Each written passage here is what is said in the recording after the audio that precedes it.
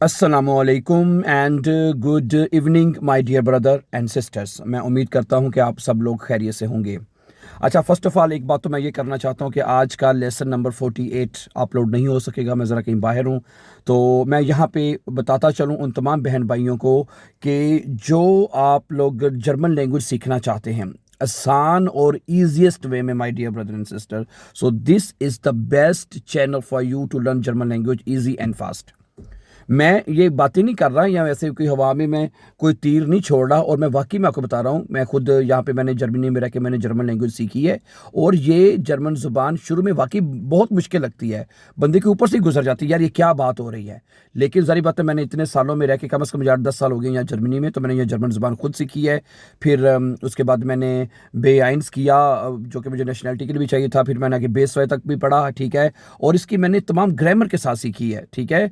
और अब मैंने उसी चीज़ों को यानी ग्रामर को बहुत आसान तरीके से, अगर मैं सादा लफ्ज़ों में कहूँ तो एक देसी तरीके से ना, ये जर्मन लैंग्वेज को मैंने हम आपको आपके लिए लेके आते हैं, ठीक है। और मैंने एक नया प्रोग्राम शुरू किया है, 100 डेज़ का प्रोग्राम, जिसमें 47 लेसन अपलोड हो चुके हैं। तकरीबन 53 हमारे लेसन हो रह गए हैं। तो वो आपके तमाम लेसन, आपके A1 से लेके B1 तक एक कंप्लीट जर्मन कोर्स जो है ग्रामर के साथ आपके से जो है वो हम पेश कर रहे हैं आपके लिए। आप घर बैठे सीख सकते हैं, ठीक है। और आपको कोई भी सवाल हो, किसी भी किस्म का आपका कोई सवाल हो, आप जो है वो हमसे मतलब कि बात कर सकते हैं, पूछ सकते हैं कमेंट करके आप बात कर सकते हैं, और हम आपकी हमारी टीम जो है वो आपके कमेंट पढ़ती भी है और कोई जवाब भी देती है, ठीक है। और यहाँ पे मैं बताता चलूँ, ठीक है, और ख़ास तौर पे जो हमारे नए स्टूडेंट्स हैं या हमारे जो नए बहन भाई हैं, मैं उनको यहाँ पे बताता चलूँ कि हमने इसकी एक अलग से प्ले लिस्ट बना रखी है। जो हमारी जो लेसन A1 से B1 के लेसन है ना, इनकी हमने एक अलग से प्ले लिस्ट बना रखी है, और इसमें तमाम जो लेसन है एक सीक्वेंस के साथ, एक तरतीब के साथ आपको मिलते जाएंगे, ठीक है। और क्योंकि मैं यहाँ पे ये बात भी कहना ज़रूरी समझता हूँ, क्योंकि ये लेसन आपके ग्रामर के साथ हैं, ठीक है। क्योंकि आपको बे 1 अगर आपने बे 1 का एग्ज़ाम देना है या अपने बे 1 का इम्तिहान पास करना है, तो वो आप ग्रामर के बगैर शाफर नहीं कर सकते, पास नहीं कर सकते उसको, ठीक है। हमें इस तरह मैं कहता हूँ कि बहुत सारे हमारे बहन भाई हमें फ़ोन करते हैं, ठीक है।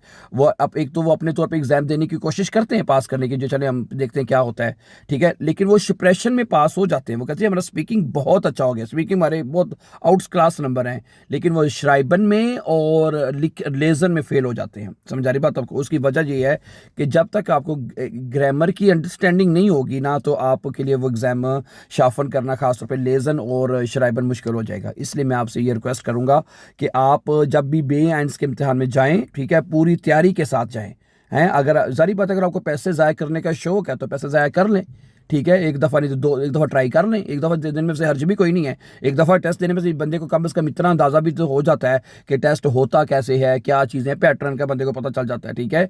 लेकिन ठीक है, अगर आप अच्छी तैयारी के साथ जाएँ, ठीक है, तो आप अपने एग्ज़ाम को पास कर सकते हैं, ठीक है। ग्रामर है, इंग्लिश का भी मैंने आपको पहले बताया, इंग्लिश का भी एक मुहावरा है, no language no grammar no language, no grammar no language, कि अगर ग्रामर नहीं है तो कोई ज़ुबान नहीं है, ठीक है। बोलचाल में तो बंदे देखें, बंदा जर्मनी में रहता हो है, अगर आप जर्मनी में रह रहे हैं तो आप मतलब कि आप 2-4 साल अगर आपको यहाँ पे हो जाएं, और इतनी बात तो बंदा करनी सीख ही लेता है यार। किसी से बात करनी है कैसे करनी है, बातचीत जितनी बंदा सीख लेता है, चाहे उसमें ग्रामेटिकली मिस्टेक हो, कोई ऐसी बात नहीं है। लेकिन वही बंदा जो बहुत अच्छी जर्मन बोल लेता है, ठीक है, लेकिन जब वो एग्ज़ाम के अंदर जाता है, ठीक है, तो वो फिर उसमें आके वो परेशान हो जाता है और वो फेल हो जाता है उसके अंदर, ठीक है। इसलिए आपको जर्मन ज़ुबान की ग्रामर आपको ज़रूर सीखनी होगी, ख़ासतौर पे बे 1 के लिए। देखिए, अब ज़रूर देखिए, अगर आप जर्मनी में रहते हैं तो बे 1 तो आपको चाहिए, ठीक है। कई ऐसे दोस्त हैं जिनको अपने वीज़े के लिए बे 1 चाहिए, कुछ जो जिनको नेशनलिटी के लिए बे 1 चाहिए,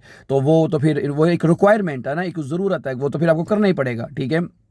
तो इसलिए फिर हम आपको, हमारी कोशिश होती है कि हम आपको जो है ना ग्रामर के साथ आपको तमाम चीज़ें करवाएं। इस चैनल के ऊपर भी आपको मैंने जैसे कहा बहुत एक खूबसूरत तरीके से, आसान तरीके से, ठीक है, एक झटके मेथड से, ठीक है। और दूसरी बात, आपको लगता है ना, सॉरी, अगर आपको लगता है कि यार ये मैंने फिर बताया जिस तरह उर्दू में और जर्मन में ये दोनों ज़ुबानें हैं, लैंग्वेजेस हैं ना दोनों, ठीक है, और इन दोनों में बड़ी सिमिलैरिटी है, सही, उर्दू की ग्रामर में और जर्मन की ग्रामर में बहुत सिमिलैरिटीज़ हैं, बहुत मतलब कि एक चीज़ें सेम हैं। इसलिए अगर जो आपने उर्दू के आर्टिकल्स पढ़ने हैं उर्दू में, वही आपने जर्मन में पढ़ते जाना है। समझा रही बात आपको?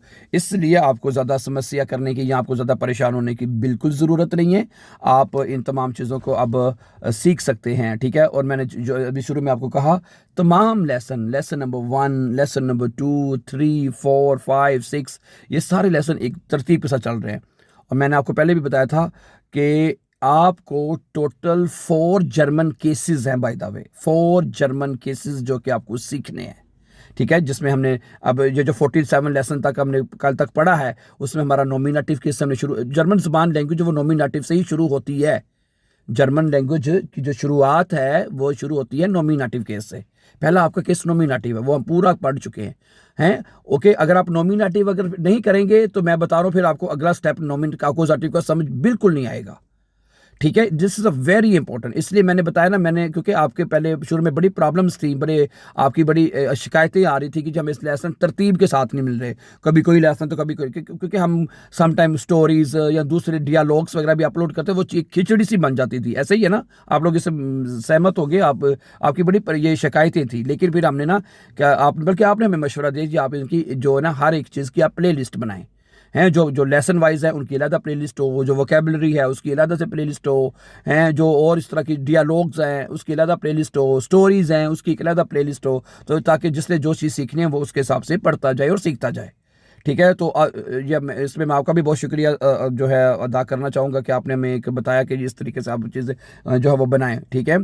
तो नॉमिनेटिव हम सीख चुके हैं। इस वक्त हमारा अक्यूजेटिव केस चल रहा है, आपको पता है अक्यूजेटिव केस थोड़ा सा लेंथी है उसमें, ठीक है। उसमें हमने प्रेपोजिशन पढ़ने, इस वक्त आपको नेबनजार्ड्स हमने पढ़ने होते हैं, जो सेंटेंस मेकिंग सीखनी होती है। तो अक्यूजेटिव अभी हमारा चल रहा है, प्रेपोजिशन हमारे चल रहे हैं। मेरे ख्याल से हमारे प्रेपोजिशन ही सिर्फ रह गए हैं, मुझे यही लगता है ना, बाकी तकरीबन सारी चीज़ें हम अक्यूजेटिव पढ़ ली हैं। और मुझे उम्मीद है कि 2-3 लेसन में हमारा ये जो दूसरा स्टेप है अक्यूजेटिव वो हमारा ख़त्म हो जाएगा, ठीक है। उसके बाद फिर हमारे 2 केस रह जाएंगे। वो 2 में कैसे जो टोटल मैंने कहा ना 4 केस आपने पढ़ने हैं। तीसरा केस हमारा डाटिव केस हो गया इंशाल्लाह, वो भी जैसे मैंने कहा it's a very important case है। उसमें भी बहुत चीज़ें ज़रूरी समझी जाती है और सारी बातें लाजमी समझी जाती हैं और पढ़ी जाती हैं, ठीक है। तो वो आपको सीखना होगा। उसके बाद डाटिव जो है वो भी 15-20 लेसन में मुझे उम्मीद है हम सीख जाएंगे इंशाल्लाह ताला, ठीक है। अब जैसे मैंने बताया ना 50 लेसन तक उम्मीद है, जैसे मैंने बताया हमारा अक्यूजेटिव मुकम्मल हो जाएगा, ठीक है। 50 लेसन तक हमारा अक्यूजेटिव मुकम्मल हो जाएगा। उसके बाद बाकी जो 50 लेसन बचेंगे उसमें डाटिव और गैनिटिव मुकम्मल हो जाएगा हमारा। 2 केस रह जाएंगे ना हमारे पीछे अक्यूजेटिव के बाद, डाटिव और गैनिटिव। क्या ख्याल है? 2 केस हमारे रह जाएंगे, डाटिव और गैनिटिव। क्या ख्याल है? सही है। तो वो फिर इंशाल्लाह हम इसके बाद पढ़ेंगे डाटिव और गैनिटिव, 2 केस हमारे रह जाएंगे। तो ठीक है, सही है। और मुझे अभी तक उसके लिए भी कम से कम हमें 30, 40 या 50 के करीब की लेसन हमें चाहिए होंगे। उसमें फिर हमारी एग्ज़ाम की तैयारी, ख़त लिखना, सारी चीज़ें इंशाल्लाह हम सीखेंगे, ठीक है। सारी चीज़ें आपको बताई जाएंगी, ठीक है। इसलिए आपका ठीक है, मैं आपसे ये ज़रूर कहता हूँ कि आप ज़ारी बात है, सम टाइम ज़ारी बात है, कुछ चीज़ को अगर कुछ चीज़ समझ नहीं आती या आपको लगता है कि यार ये पूछने वाला पॉइंट है, तो इसमें आप कोशिश ये करें कि जो हमारा टॉपिक चल रहा है उसके मुताबिक ही क्वेश्चन करें। या अगर हम अक्यूजेटिव पढ़ने से पहले हम अक्यूजेटिव पढ़ चुके हैं ना, जो हिस्सा पढ़ चुके हैं, उसमें अगर कोई परेशानी है तो उसके बारे में सवाल करें। अगर अक्यूजेटिव से हट के अगर आप डाटिव या गैनिटिव जो भी हमने पढ़ना है उसके बारे में सवाल करेंगे तो फिर वो फिर मौजू से हम हट जाएंगे। क्या ख्याल है? इसलिए आपसे मेरी ये रिक्वेस्ट है कि आपने, अगर हम इस टाइम अक्यूजेटिव पढ़ने, अक्यूजेटिव से मतलब कोई सवाल है तो वो करें। उससे पहले हम नॉमिनेटिव पढ़ चुके हैं नॉमिनेटिव से मतलब कोई सवाल है तो वो आप चेक कर लीजिए, ठीक है।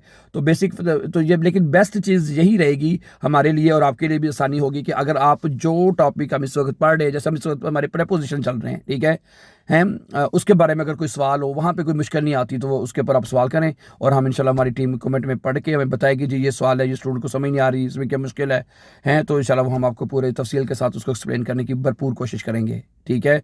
ओके। और फिर मैं जाने से पहले बिफोर गोइंग मैं आपको यहाँ पे कह दूँ, ठीक है, एक तो हमारे आप इस चैनल को सब्सक्राइब ज़रूर करें, ठीक है, ताकि आने वाले इंपॉर्टेंट लेसन जो है वो टाइमली आपको मिलते रहें और आप इससे भरपूर फ़ायदा उठा सकें, नंबर 1, ठीक है।